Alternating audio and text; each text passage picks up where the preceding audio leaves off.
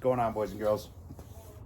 Not really so much a recipe video as more of a just a simple steak night, honestly. I got a couple of nice prime ribeyes. I'm gonna hit them with a rustic version of meat meth, and I figured I'd take this time to explain myself with regards to my chicken cook the other night. I know a lot of people were talking to me about vent over the food, all that other shit. Now, I mean, I do the same thing. It just really depends on what I was cooking. That night, I wanted to keep the heat concentrated to one side. I was only using one chunk of wood. I had the vent on the top choked down as well as the vent on the bottom, just to kind of keep the circulation going slow, just to kind of soak it in. While I am aware, if you put the vent over the food, it pulls the smoke towards the food. But it doesn't necessarily do that, especially when your coal pile is way over on the other side. The kettles they're designed like this. You know what I mean?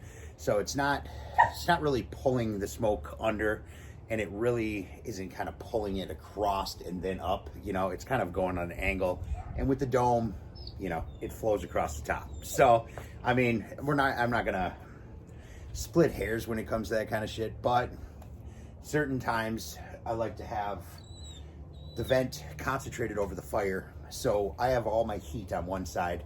If I choke it down a little bit, I've just noticed the smoke just kind of lingers in the kettle a little bit more, especially if it's going to be a short cook like I did with that chicken. I wanted to get as much in there as I possibly could without throwing too much heat at the chicken at the same time, because I noticed, you throw too much heat at a chicken right off the bat like that, a lot of times it gets rubbery, stuff like that, and I hate rubbery chicken, especially when it comes to those giant breasts that I was cooking the other night. So, that being said, tonight I'm just going to do some straight up grilling of some steaks. I'm going to be using my, the steakhouse Baste, because, typically they'll sear them off in the cast iron, little butter, little rosemary, little thyme, this and that, garlic, and baste the steak on them all the way through it. So I actually made my base in the house. It's just some rendered beef tallow from my trimmings of the ribeye that I'm cooking tonight. I've discussed this before. Some garlic, some thyme, some rosemary, and a little bit of butter. And I just had it on the pan, just slowly rendered it all down, rendered some of that tallow out of there. It just created that flavor. So that's what I'm going to baste my steak in before I sear it, and what I'm going to baste in afterwards. So I already got that done. Since there's not a whole lot of room on this 22, I just did it on the stove. It's ready to go, and I'll be ready to use it for my steak. Because I can't really have my pan on there and things like that. Because I'm not doing any indirect. My steaks are only about 1.5 inches. I butchered some of them, chef cuts, nice 2 inches, and then I butchered some that were just a little bit smaller for just nights like this, where I just want to burn up a steak and call it good, So that's what we're doing tonight. I'm using Royal Oak actually tonight. I mean, I'm a B&B kind of guy. I've just had luck with it. I like it as a coal. Royal Oak, again, great coal. My experience, I found that it burns a little quicker. It burns away. So, but that really isn't an issue tonight, since I am just gonna get a nice red hot bed, and I'm gonna be using the whole kettle. No indirect, no left side, no right side, no bullshit. And we're just gonna grill up some simple ribeye steaks tonight. So let's get it going. So I got coal over here, yes, and my chimney. I'm gonna fire her up. I'm gonna get it nice and red hot. I'm gonna dump it on, and then I'm going to make my bed. I'll use my rake. I'll spread them out, and I'll get a nice surface across the entire grate of the kettle. So I have tumbleweeds because, again, getting to my normal store has proven difficult in these ages, you know what I mean? So, hold on a minute. Even the torch don't want to play my games tonight. So I actually have my tumbleweed buried in there a little bit. So I'm just going to torch it from the top, because the tumbleweeds are a little bit too small, and I don't have it sitting on a bed of coals. So I'll get her torch nice. It'll still light them up. I got royal oak in here. I have the balance of my B&B in there. So, we'll see how she rolls. But I'm gonna let that get going.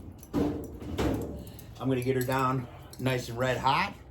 I've had my steaks sitting out because I like to have those at room temperature when I'm just doing just a sear like this. You know what I mean? I want my insides to cook as quickly as the outside does. You know, and I've just noticed by doing it at room temperature and just hot as hell, dip, sear it, dip, flip it, sear it, and that's it.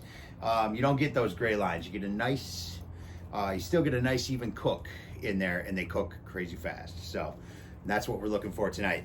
Crazy fast, crazy fast. So that's it. I'm just gonna let this thing burn down, get red hot. And I don't have any rub on the steaks yet. I don't like doing it too early unless I'm gonna do it way early and, you know, give it time.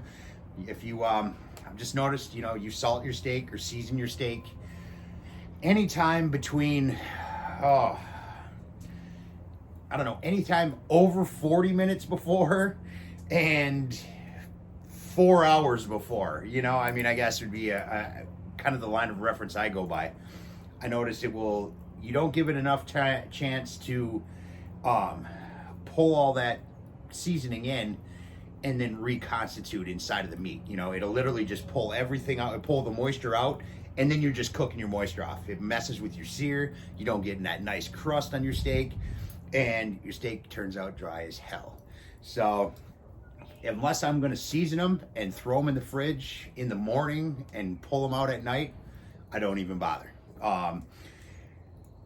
I'd rather just season, you know, within 20 minutes, 15, 20 minutes of when I'm gonna cook them. You know, enough time for it to get in there, but not enough time for it to affect the moisture inside of the steak at all. So again, it's just my way of doing it. I cook a lot of steaks.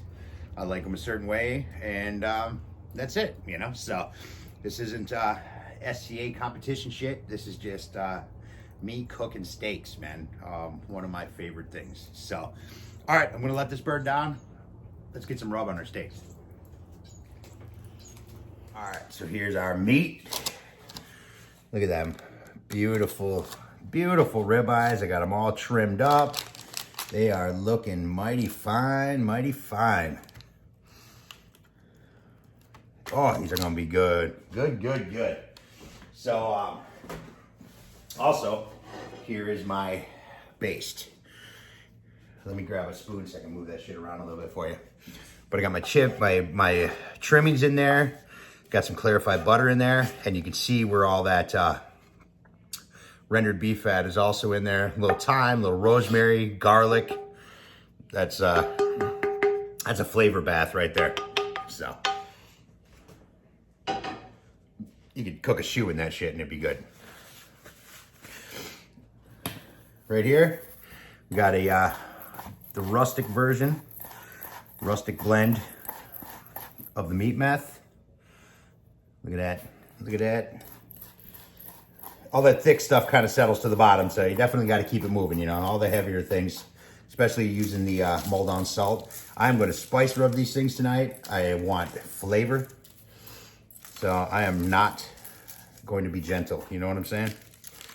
I'm going to make sure I have flavor all the way. Give it a little press. Now, typically, you know, with my steaks, I'm real bitchy about it. I'll like let this sit for 15 minutes before I flip it, but we ain't got time for that shit tonight. We just want to eat some meat, you know what I mean? So I'm just gonna keep it honest, try to keep it on there and season both sides real nice.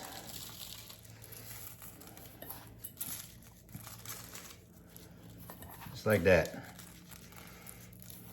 Yep, it's a heavy-handed, but the stuff really enhances. It doesn't take over, you know. It just brings you there, man. I like it a lot, so that's why I use it. So I've noticed I've had a lot of people talking about them using it on a few things, checking it out. picking up the spices and the Maldon salt, the pyramid salt, the flake salt and shit like that. And the response has been awesome. So that's cool, guys. I'm glad I could be of some assistance. You know what I mean? I'm glad you're enjoying it. I like it. I love the flavor it brings. You know, it's a great baseline, I think. And, you know, you can modify it from any direction, you know. So you could take that and, you know, it can be good on chicken. It can be good on ribs. It can go on pork. You know, it can go to the sweet side. It can go to the spicy side, you know, the death meth side.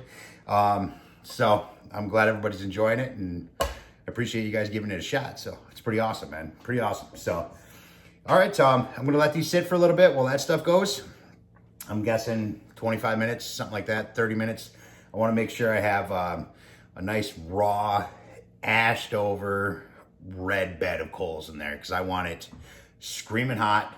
And I'm going to try to minimize my flamage a little bit. I love some, you know, baptism, but, you know, I've noticed, you know, I don't want, when you have your coals too black, when they're not red, when all that flavor and drippings from the steak hit them, it almost sends up a dirty kind of smoke. You know what I mean? It's not the same. When they hit that red hot shit, it just shoots flavor back up at that meat, you know?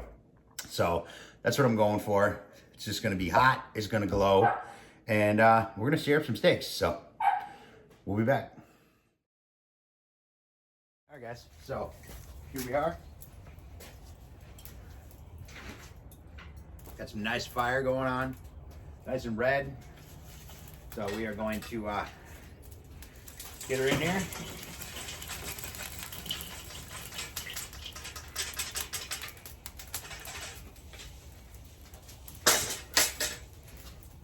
And what I'm going to do is I'm going to mix in the nice red coals with the good stuff down there. And I'm going to take out most of the kettle here. And what I'm going to do is I'm just going to create a oh shit zone. So this is what we got going on. You guys see in there? Oh yeah, all right. So I'm just going to make a, like I said, an oh shit zone. When things get too buck wild, if you just got to retreat from the fire, I have a little safe space to put my meat. You know what I mean? So, I mean, whether I'm using a gas, whatever. I mean, I always like to know I have a safe space. You know what I'm saying? So I got plenty of room right here. This is gonna get blazing hot, and just in case things get a little buck wild, out of control, I got a place I can throw my meat and not have to worry about it. So it's not much of one, but it's plenty. You know what I mean? So let's grate this guy, and that's it. I'm gonna let this lid open for a minute, make sure I get all that stuff caught real nice. Then I'm gonna close the lid, build up them temperatures, get that grate nice and hot, give her a brush, give her a scrape down, and let's cook some steak. All right, guys. So we got a rip roar going. Nice bed of red. Let's grill some steaks.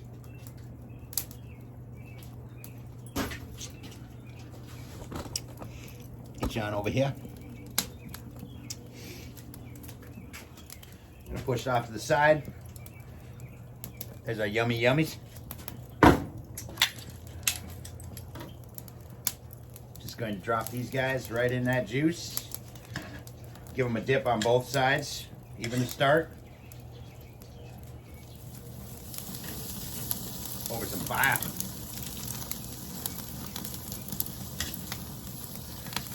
I'm gonna let that tone down real quick, but I just want to get some of that flame in there right off the bat. Let it burn off. I'm gonna get the other side, and then we'll go for our crust sear. You know what I'm saying? We're just gonna kiss them. Just get them kissed.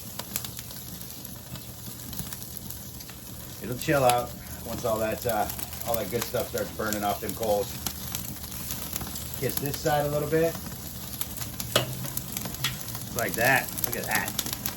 I know it's hard to see between the raging fire and all the smoke, but it's going to be good. Look at them guys. All right, I'm gonna put them over here real quick.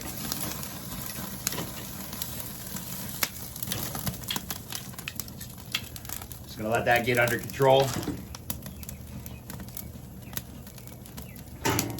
That initial bath, you know what I mean? Get all that stuff off them. There we go.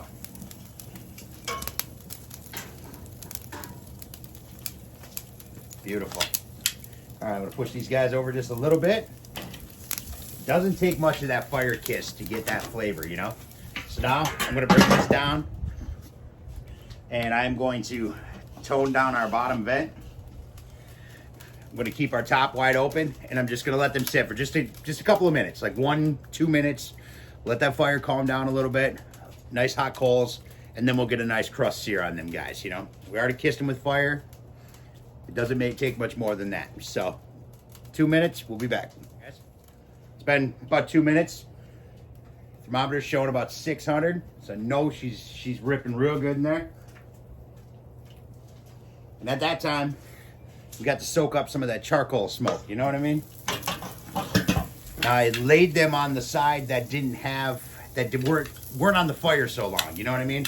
Because even though they're not over fire, they're still cooking real good over there. So I'm going to start with that side and we are just gonna straight up grill them off now.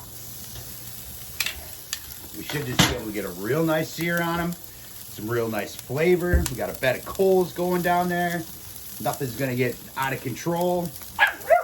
We got no fat dripping down on them right now.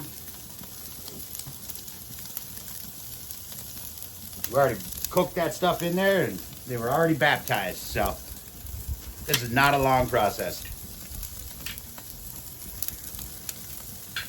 I'm guessing the things are already around 90, 95 degrees inside of them things right now, so. Keep an eye on them. I always flip twice when I'm searing. Just the way I do it. And that way, all this stuff right here gets a chance to calm down, caramelize, soak back into the meat a little bit, and you're not burning anything. Maisley, please stop. Thank you, sweetheart.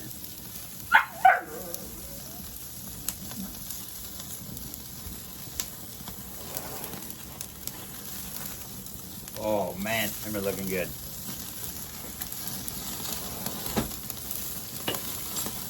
Oh man, it just got hotter out here, but that could just be my wife walking out.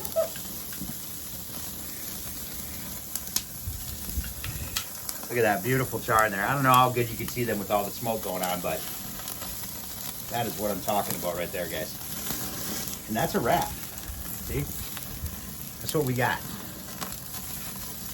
Now, I am just going to take these guys. I'm going to give them one more dip in our goodness over here. This stuff here. Give that flavor. Give that moisture. I'm going to put them over here in the corner.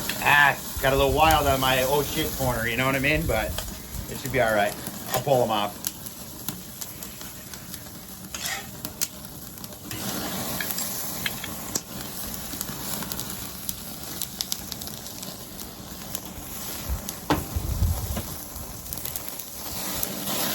I guess one final baptism ain't gonna hurt anything. All right, now I'm gonna choke this guy off and try to save whatever coal's in there, you know what I mean? Shut down. Check it out.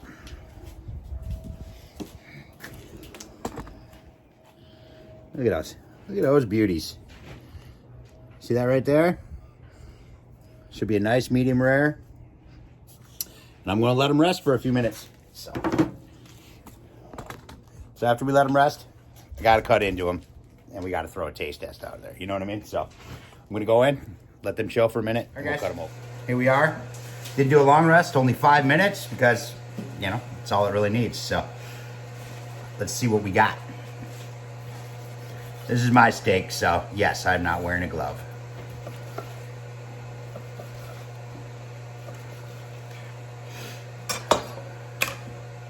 Oh, look at that.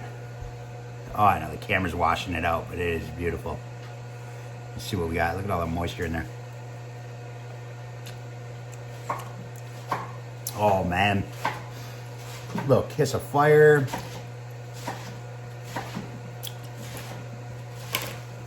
That's how I like my steak, guys. Here, I gotta do one more. You know what? I gotta eat the heel. Bit privilege, you know? Oh man. Woohoo. Gonna be a good night. So, alright, that's all I got. Like I said, simple. Just cooking some steaks, man. So, still have tons of flavor. Super easy. Wasn't a whole lot involved. We're just grilling steaks. So, alright, that's all I got.